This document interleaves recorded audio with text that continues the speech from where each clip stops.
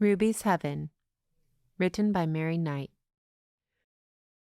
Ruby pressed the back of her pearl earring into place and admired her reflection in the entryway mirror. The rain was falling sideways, and there was no doubt in her mind that traffic would make her late for work, but she had to be sure she looked perfect. Ruby always had to be sure she looked perfect. If it wasn't for the glare of light that bounced, in the moment, off of Ruby's hairline, she may never have noticed. If it wasn't for that glare of light, in fact, things may have gone quite differently that day. What caught Ruby's attention and made her lungs contract was not a shimmering silver or an opalescent white, but a streak of plain gray growing from her roots toward her chestnut strands. Ruby's hair was reflecting her 60-plus years of life, and if there was one thing Ruby was resolutely against, it was looking like she'd lived 60-plus years. Clients could wait. Everyone could wait. Gray hair was a deal-breaker. Ruby grabbed her cell phone from her purse with shaking fingers and tapped Tess's name. In 2 rings, she answered. "What's up, Mom?" Ruby couldn't control the desperation in her voice. She sounded like she was being crushed by an overturned four-wheeler. "It's an emergency. Get to my house as quick as you can." She could hear Tess suck in her breath, but Ruby didn't even wait for a verbal response. Tess always came when she needed her. Tess was like the piece of vintage jewelry you find at the bottom of your grandmother's top dresser drawer. Hers was the kind of beauty, rare and unexpected, forgotten about for long stretches of time and in serious need of some polishing. As Tess frantically opened her mother's front door and dropped her car keys to the ground, Ruby noticed reluctantly that her daughter was more lovely than she had ever been. Her pale green eyes were arresting, and her golden blonde tendrils, thick and shiny, even when she tangled them inside of a messy bun, piled atop her head. "Oh, thank God," Ruby sighed from her position at the dining room table, where she was waiting with a towel, a hair dryer, and 3 boxes of hair dye. Tess looked momentarily relieved before her pale gaze darkened. "This is why you called me over? This was the emergency?" "I have a gray hair, Tess. A whole wide strand of it trying to take over my head. This is absolutely an emergency. I refuse to be seen like this." Tess closed her eyes and exhaled through her mouth. "Mom, this is ridiculous. I drove over here because I thought you'd fallen down the stairs." Ruby knew Tess was almost past her limit, but she couldn't help herself. "Don't be dramatic, Tess." "Dramatic? Are you kidding me? This is making me late for work. I'm not staying." Tess grabbed her keys off the floor. Ruby softened her tone and tilted her head to one side. "I'm sorry, darling. I don't want to make you late. I know that boss of yours can be terribly mean." Tess loosened her grip on her keys. Ruby stood up and walked over to gently put her hand on her daughter's shoulder. "You work too much, sweetheart. How many hours did you put in last week?" 52. "That's absurd, Tess. You practically run that place for him, and he barely pays you." Tess's words came out tired and sad. "I know. I just can't stand for it." Ruby shook her head and clucked her tongue. "Thank you for saying that, Mom, but there's really nothing you can do." "Why don't you call in sick today? I'll pay you to do my hair instead." Tess brushed Ruby's hand off of her shoulder and stiffened. "It's always to get what you want, isn't it?"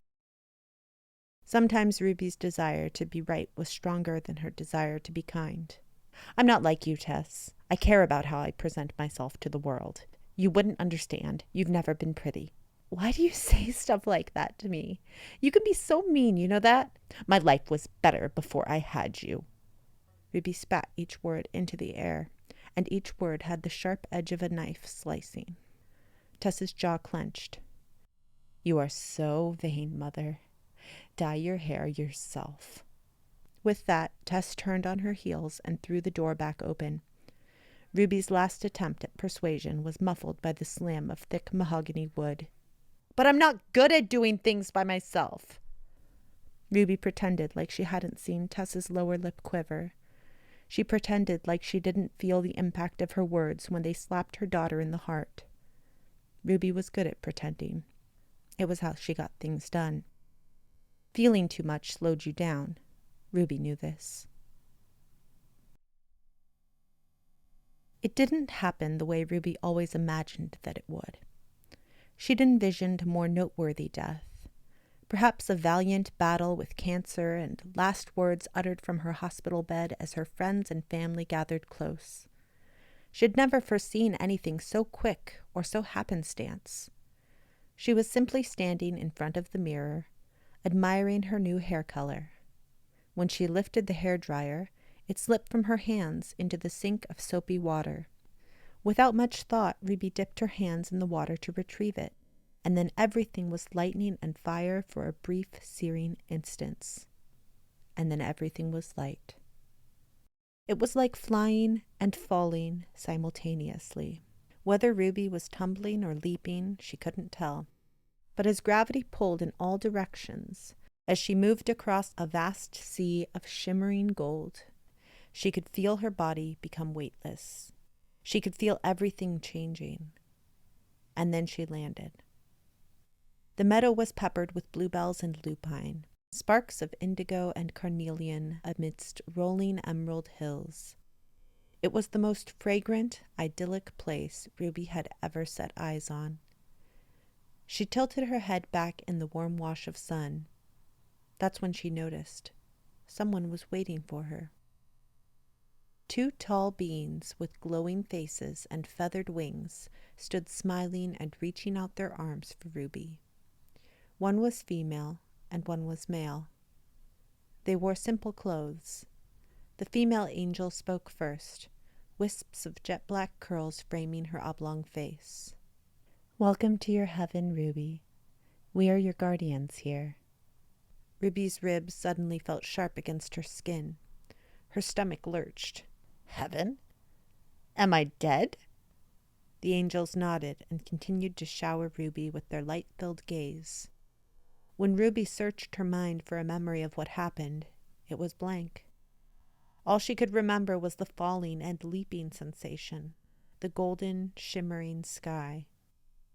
"You dropped a hairdryer in a sink full of water," the male angel said gently. "What?" A giggle erupted from a nearby tree, and Ruby whipped her head toward the sound. A little boy with brown eyes and overalls stood watching her gleefully. The boy stepped toward her and grinned. "I'm Andrew. I like to watch people change." "Change? What are you talking about?" Ruby asked. Ruby's clothes began to shrink on her body. Her bones felt squishy and then firm. Her skin felt stretched and then luminous. Ruby rubbed her forehead with her palm. Her hand felt tiny. When Ruby looked down, she found herself in a pair of black Mary Janes, white knee socks, and a blue taffeta dress. Just the kind of outfit she would have coveted when she was 7 years old. She was as young as she felt. "Do I look pretty?" she asked the boy, and the boy nodded. "Yeah, sure. But it doesn't really matter." "Sure it does. Ruby gasped. It matters a lot." "What really matters," Andrew explained, "is how you look on the inside. Isn't that right, Miss Cynthia?" Miss Cynthia, the female guardian angel, knelt and looked straight into Ruby's eyes. "Being kind is how you grow the beauty you were born with." At the sound of harp music, smiling children of all shapes, sizes, and ethnicities came bounding into the field from every direction. "You got here just in time to eat," Andrew told Ruby. A tray appeared on the lap of each youngster, and on it was their best-loved food. There were pancakes and hot dogs and steak, milkshakes and french fries and spaghetti. At the sight of a roast beef sandwich cut into triangles and a strawberry cupcake with chocolate frosting, Ruby exclaimed, "That's my favorite!" "We all get our favorite here, every day," Andrew said. As the children finished eating, Cynthia called out in a sing-song voice, "It's time to go to school." The young ones rushed to a corner of the field, and the tall male guardian angel skipped along beside them. They sat down on the ground in a circle. Ruby and Andrew were the only stragglers. Miss Cynthia walked beside them. Ruby whined. Do I have to go to school? No, you don't. Here you decide whether to play or go to school, Miss Cynthia replied. Pleased, but confused, Ruby asked. But don't I need to learn stuff? All we need to learn is how to treat others. Andrew said. He liked teaching Ruby about heaven. And we can learn that by playing together. Let's have a race. Ruby was intent on ignoring Andrew. She looked around for something to do by herself and found a jump rope on the ground. Delighted, she showed off her skills, but Andrew didn't notice. With a slightly dropped chin, he turned around and scampered off in the other direction. Miss Cynthia called out, Andrew, don't you wander off again where you aren't allowed to go. Ruby perked up when she found out there were rules to be broken. Jump rope still in hand, she ran after Andrew. Where are we not supposed to go? I'll show you, Andrew said, a smile sneaking back onto his face. After running a long way, they eventually slowed down to a gentle walk.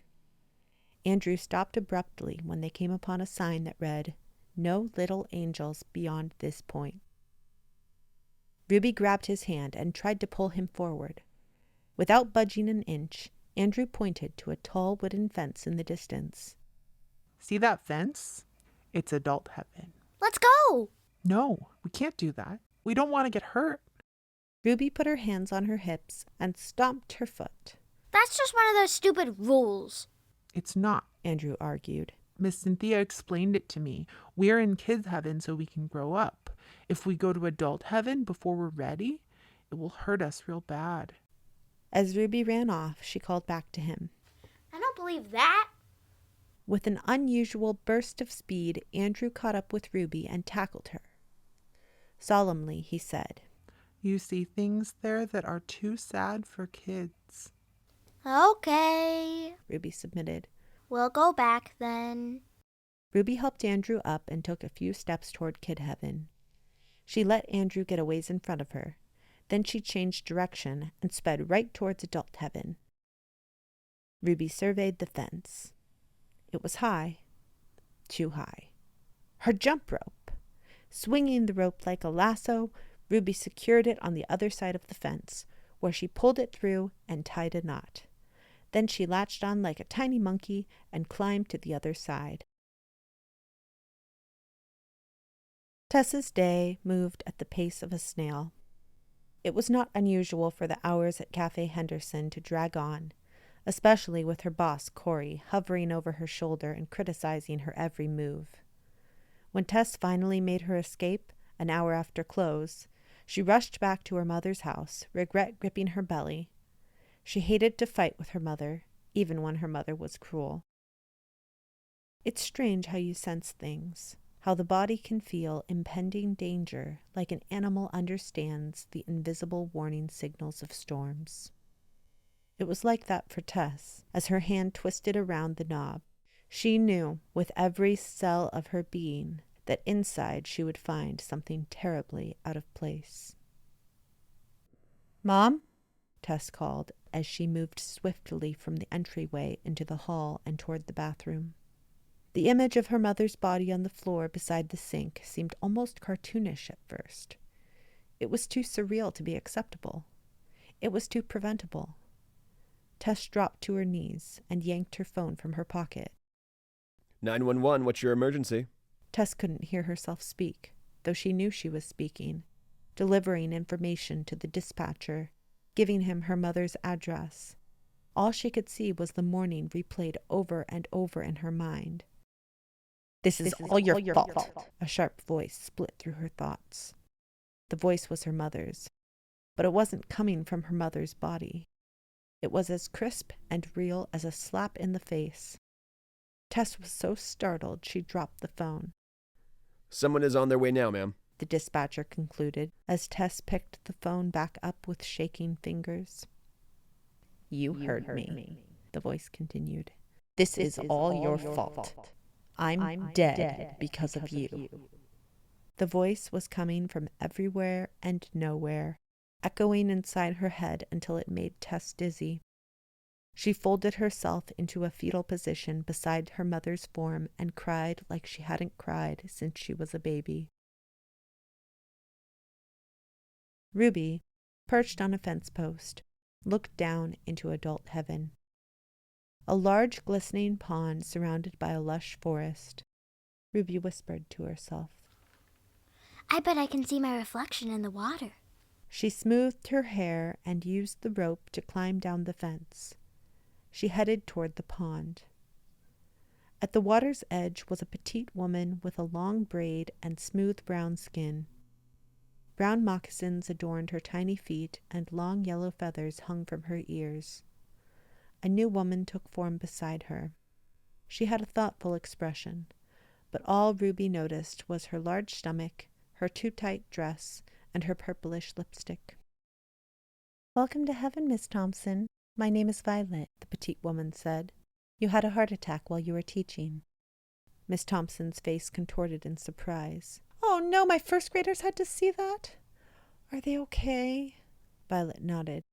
"The principal is with them." Miss Thompson sighed in relief. "I don't mean to seem ungrateful, but I never wanted to go to heaven. I wanted to teach forever." "Oh, you can do that here. But first, you get a chance to see how your life affected the people you loved. Do you ever wonder about your students? The ones you lost touch with?"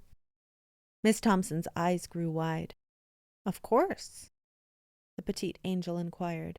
"Which ones?" "All of them, but especially the ones who already had a hard life." "Like Bobby Bell?" Miss Thompson's eyes showed her concern. "Oh, Bobby. I was just furious when he had to move during the middle of the year to go to his 4th foster home." Violet motioned toward the lake. The frumpy teacher looked into it and saw her reflection only for a moment. Then she saw 6-year-old Bobby Bell. His chubby face changed into the face of Dr. Robert Bell. Dr. Bell was in an African village examining a child who looked a lot like he did when he was young. "You convinced Bobby he was smart enough to learn to read. He never experienced love until he met you." Miss Thompson, overcome with emotion, turned to the angel and hugged her. While no one was looking her way, Ruby ran toward the water. She stared into the pond and saw the reflection of her disheveled image for a split second. Then she saw a young woman crying on the floor beside the body of a dead old lady. And even though the dead old lady didn't speak, an older voice resounded in the room as the younger woman cried. The voice was sharp and relentless. You killed me, it echoed. It's all your fault. Who's saying those mean words? Ruby asked, wide-eyed. As soon as Ruby spoke, the angel and the teacher noticed her. Violet said, "Miss Thompson, this never happens." In the consoling tone adults who are not adept with children use when talking to them, Violet said, "I need to take you back to kid heaven. Something fun is going on there." Ruby wanted to ignore the loud, vindictive words, but just couldn't. She hung her head. In an overly cheerful voice, Violet said, "Your favorite dessert is waiting for you in kid heaven. Let's go." Ruby looked down again. This time she recognized her daughter. That's Tess. She's my daughter. Violet tried hard to distract Ruby. "How could you have a daughter? You're just a little girl." Ruby's lip quivered. I don't know how she could be my daughter, but I know she is. And that mean old bag is me. Miss Thompson couldn't stand it any longer. She might not be an angel, but she knew what children needed. "This is a travesty. Look how heartbroken she is." Miss Thompson plopped onto the ground, offering Ruby her lap. Ruby crumbled into Miss Thompson's lap and hung onto her. In a strict schoolteacher tone, Miss Thompson demanded, "You've got to tell her the truth. Right now." "That was indeed you," the angel in traditional dress said meekly. "You simply changed when you got to heaven. You see, here in heaven, you reflect the age you were on the inside when you were alive." The voice and the young woman's sobs grew louder. Why does she hear those mean words if I'm dead? "She got so used to listening to them when you were alive that she can't figure out how to stop it," Violet explained. I want to go back. I want to go back and help her. Ruby pleaded. When you grow up, you can go down and talk to her if you want. But not yet. But it will take me years to grow up. That's not fair. You can grow up really fast in heaven, Ruby, Violet said truthfully. The more you learn, the faster you grow. Please, please. Ruby stood up and pointed toward the water. I need to go help her right now. Ruby became inconsolable. She cried out in agony. Her despair seemed endless. Miss Thompson was outraged. Who is in charge here? This child needs real help. That's when a new figure appeared. Distant at first, like a luminous sphere.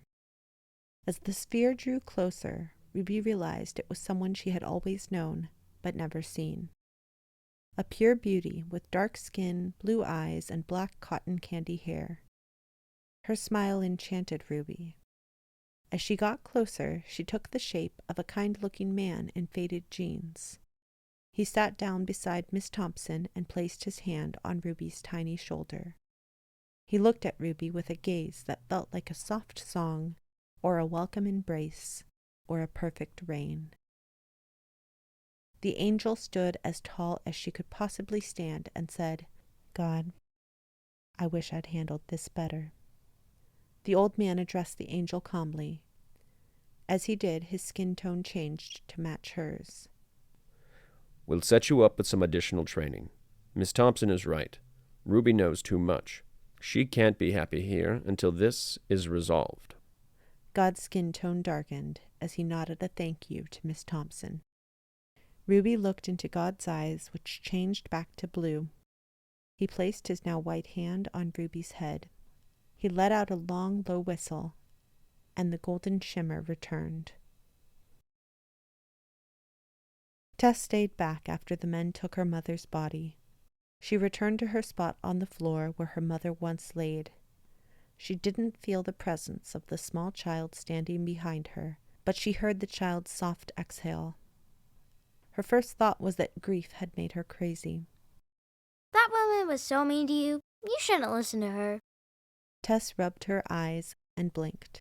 The small child still stood before her, with shiny black shoes and rosy cheeks. Excuse me? The voice returned, this time louder than before. It echoed around Tess and the child. You're wasting your life at that job. What's wrong with you? You'll never do anything great. The child recoiled and put her chubby hands on her hips. That's mean. You leave her alone. You can hear that too? Tess asked, as a single tear rolled down her cheek. Of course I can. She talks so loud. Am I the only one that can see you? Don't know. The little girl said. Even the worst boss gives you time off when your mother dies. During her 3 days of personal leave, Tess saw the small child only once. Tess, alone in her room, held up 3 dresses. She simply couldn't decide which one to wear to her mother's funeral. The little girl materialized and, without comment, grabbed 2 of the dresses and hung them back in the closet. Tess went back to work the day after burying her mother. The small child was doing a cartwheel when Tess's boss walked right past her without blinking an eye. Guess you're the only one that can see me. The youngster said between cartwheels. There are 2 customers waiting for drinks. Can't you work any faster? Tess's boss barked as he sat down at a corner table. He was a stocky man with thinning hair and a mouth that never smiled. I'm getting to it right now, Tess replied meekly as her cheeks burned pink. Why doesn't he just help you if he wants it done so fast? The child demanded. Because some people don't believe in helping others. They only want to help themselves. The child felt something stirring inside her chest when Tess spoke. A memory that had no pictures, but felt like regret. She looked down at the counter and frowned. Tess placed a warm palm on the child's back. Her voice was soft as a blanket. It's okay, honey. It's a waste of time to worry about what other people do. It's more important to make sure you're being the best you that you can be. The child perked up. You should have more fun. Let's go play. Ruby did a tap dance, ending with a bow. I can't, Tess giggled. I'm still at work. She hesitated and then smiled. But when I'm off, it's a date. Grief came in waves, like a changing sea. One moment Tess could breathe, and the next she felt like a fish out of water. But the presence of that little being, even if it made her question her sanity, soothed something in Tess. It felt comforting, like home. After work, she took the young one to a carnival, because when she was a kid, Tess loved carnivals. The child's eyes were bright with glee as they wandered around the grounds, gazing at the big lit-up Ferris wheel making its slow turn through the sky. Want to eat something? The child asked. She grabbed Tess's hand to pull her toward a stand with pictures of corn dogs and juicy burgers. What do you want, little one? Tess whispered as they approached an apron-clad man with a fat mustache. How about a hot dog? Okay. And a hamburger. Sounds good. Tess smiled. And curly fries. The child exclaimed. Tess couldn't contain her laughter. This guy's gonna think I'm extra hungry, but here goes. At a picnic table below the Ferris wheel, the child surveyed the food and then looked at Tess with a mischievous grin. It's for you. What? I don't get hungry. I'm not like you. I can't eat all this food. Tess shook her head. But that was sweet of you, little one. I bet you can. Why don't you try? As Tess looked into the child's bright blue eyes, she felt like a little kid herself. Her belly rumbled, and for the first time in a long while, Tess felt free and happy and relaxed. Under the glow of the carnival lights, against the backdrop of thrilled shrieks and upbeat music, Tess ate until she wasn't hungry, and the small child chattered about small child things, and the world felt like everything was in its rightful place. One night, soon after the carnival, the little girl and Tess were sitting in Tess's small apartment drawing. The child noticed that Tess's pictures were better than what adults usually draw. You're really good at that. The child told her while she finished coloring in the pink tutu of a graceful ballerina. Tess put the final touches on a rippling ocean she'd been working on for hours. I'm not that great, Tess mumbled without looking up from her drawing. R2. The little one shot back. Tess was silent. You aren't very good at saying thank you. The child added. This time Tess looked up and her eyes watered. You're right, she said. I'm not used to getting compliments. I haven't had a lot of practice. Well, practice makes perfect, The young one said in a sing-song way. Tess reached out to squeeze her hand.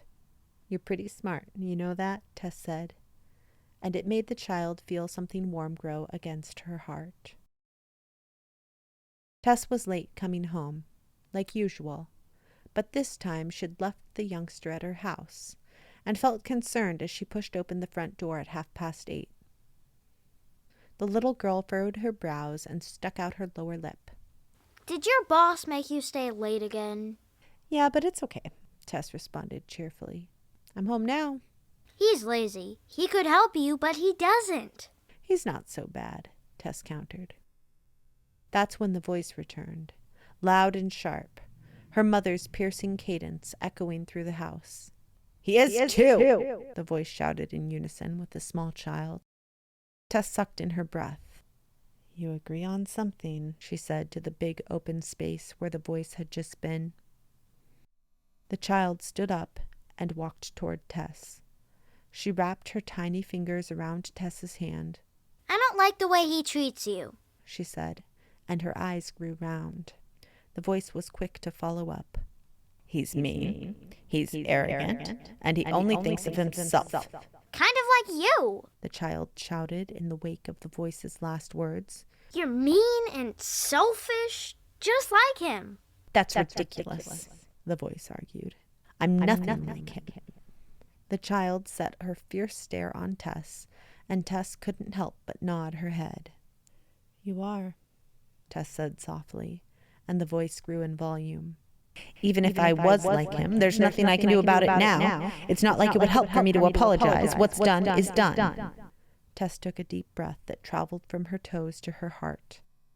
When she spoke, her voice was clear. "It would help," she said. Everything, for a moment, was silent. "I have nothing to apologize for," the voice responded. Tess could feel her throat constrict. The child's face burned scarlet and her little fists clenched. You're so mean. Apologize right now. Why don't you do it for me? The voice demanded. After all, we're the same person. The child bit her lip and shook her head. Tess felt like all the air was leaving her body. That's not true. The child sighed. It is true, the voice continued. You grow up to be me. I'm not you. I'm nice. Do you want to see a picture of me at her age, Tess? The voice asked. Tess barely managed to utter yes. On the ground at her feet, a small photograph materialized with the simplicity of steam rising. The photo was the little girl, but in Tess's grandparents' home. Tess looked up into the child's eyes, and in that moment, she saw her mother. She saw her mother as a vulnerable kid, all the beauty that got twisted by anger still in its original state of innocence and joy. The small child locked eyes with Tess, and their mutual tears were unrestrained. I hurt you so much, Ruby whimpered, a fat teardrop falling from the corner of her eye down to her chin. I'm sorry, Tess. I'm so sorry. Tess wrapped her arm around Ruby's shaking shoulders and pulled her close. Shh, little one, it's okay. Why was I so mean to you? Tess couldn't find any words other than her own confusion. I don't know. God! A frustrated Ruby called out. I have a question for you. She tilted her head toward the ceiling. Tess looked up and saw a woman of no particular ethnicity, or perhaps of every ethnicity, with dark skin, black curls, blue slanted eyes, high cheekbones, and a compassionate smile. She was both muscular and beautiful in a way that made Tess aware of her own power and goodness. The woman turned around, and instead of seeing her back, Tess saw a wise old man in worn jeans with skin the same color as hers. He knelt down in front of Ruby and looked her in the eyes as he said, Someday you will understand, but you're not old enough yet. Your daughter is old enough, however. You need to play while we have an adult conversation. If someone had told Tess 3 weeks ago that she'd be talking to God through her living room ceiling and communicating with the child version of her deceased mother, she would have assumed she'd been checked into a mental institution. Instead, looking at the rugged but tender face, she felt the same way she did at the carnival, like everything was in its rightful place. Ruby pulled away from Tess's warm embrace, then marched stoically out of the room. I'm ready for what you have to show me, announced a trembling Tess. The window began to shimmer and blur until Tess was looking at a different moment, one from before she came to be. Her grandfather, Adam, sat on the couch in her mother's childhood home.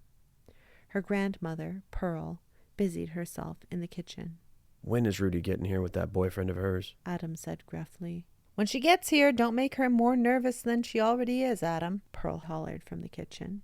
She should be nervous. He spat. I don't want my daughter dating just anybody.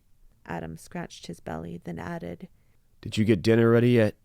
His tone hadn't the faintest edge of gratitude. I'm not fond of that man either, Adam, Pearl huffed. But before she could finish her discourse, the doorbell rang. Pearl swiftly opened the door to find Ruby standing beside a young man. He was handsome, with the same pale green eyes and thick golden blonde hair as Tess. Tess had been watching in silence, but since this was the first time she had ever seen her father, she couldn't help but blurt out, That's my dad. We look alike. God nodded, but made no comment. Tom had one hand on his hip, as if to imply that Pearl had made them wait too long. Mom, Dad, you remember Tom Wilson? Ruby grinned, ushering her boyfriend inside and closing the door. Adam grunted. Pearl offered a stained smile and said, "Lovely to see you again," I still can't believe you're not sisters. Tom said. Pearl flinched. "Can I talk to you in the kitchen, sweetheart?" Pearl planted a concerned gaze, and Ruby nodded her head. "I'm going to help my mom in the kitchen, Tom. You stay out here and relax." Tom's brow furrowed. Don't take too long, will you? In the kitchen, Pearl pulled Ruby by the wrist into the farthest corner of the room. "I'm telling you, Ruby, I don't like him. I don't like him one bit." Ruby's cheeks blazed and her eyes watered. "You don't even know him, Mom. You're not giving him a chance." "I don't need to know him. I can see it a mile away. He's a smooth-talking, self-centered, immature man, and he's no good. I'm telling you, Ruby." "If you really feel that way," Ruby said in a low voice that was firm and stubborn, "then we're not staying for dinner. Don't get back into that man's car. Don't tell me what to do." And with that, Ruby stormed out of the kitchen and grabbed Tom by the arm. "Let's go. We're not welcome here." They jumped into Tom's car and sped out the driveway onto the graveled country road. Instead of heading toward town, Tom turned onto a dead-end dirt road and parked. "What are we doing here?" Tom unbuckled his seatbelt and latched his hand onto Ruby's knee. I went all the way over to your parents' house with you for dinner, and we got kicked out. I think you owe me. "What are you talking about?" I think you owe me a better night. Tom's voice had a strange edge, his words hollow and wooden. Ruby shook her head and brushed his hand aside, but he grabbed her wrists instead. Don't fight me, he hissed. That's when Tess squeezed her eyes shut and let tears race down her cheeks while the sound of her mother's screams echoed through the space. A much-changed Tess sat on the sofa, exhausted and shocked. Ruby entered the room and cuddled up beside her. "I'm so sorry that happened to you," Tess whispered. Ruby didn't understand what Tess meant, but she could feel that it was important. The voice echoed around them, but this time all its sharpness had dissolved. It was tender and afraid. "It wasn't that bad, really." "Yes, it was," Tess said firmly. "Everything was different for you after that night. Your life really was better before you had me." The voice relinquished words and instead cried softly.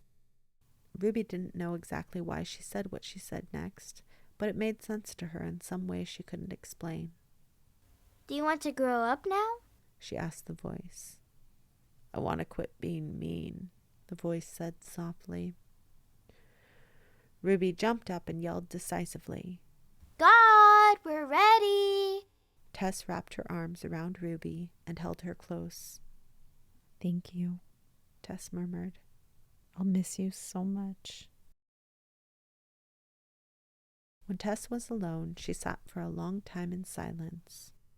She put her hand to her heart and felt her mother's pain slowly weave a new story of redemption. She envisioned the old man's kind eyes and endless warmth. Tess reflected on the radiant woman's power and loveliness, which, in turn, caused her to acknowledge her own strength and beauty. She heard little Ruby's sweet giggle and felt her protective fierceness. Tess took a deep breath and reminded herself of a truth she'd always known. She was human. It was never too late to grow up.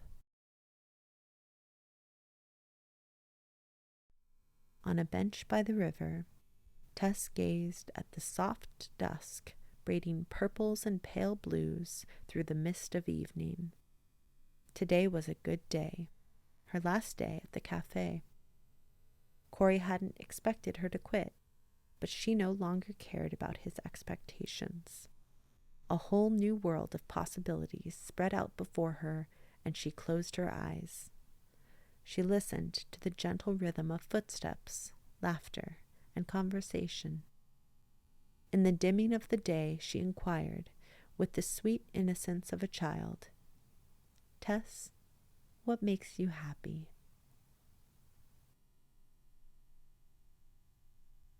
Epilogue. The sign was painted in big blue letters above a handsome oak door. Little Ruby's Art Cafe was a place for both the coffee connoisseur and the art enthusiast. It was where people came to talk, to sip dark roast, to buy art, and to stock up on supplies. Tess's brainchild, part cafe, part art shop, part gallery, took off quicker than she could have ever imagined. It suited her to be in charge like this. She knew how to create space for the community. She knew how to be graceful and how to be strong.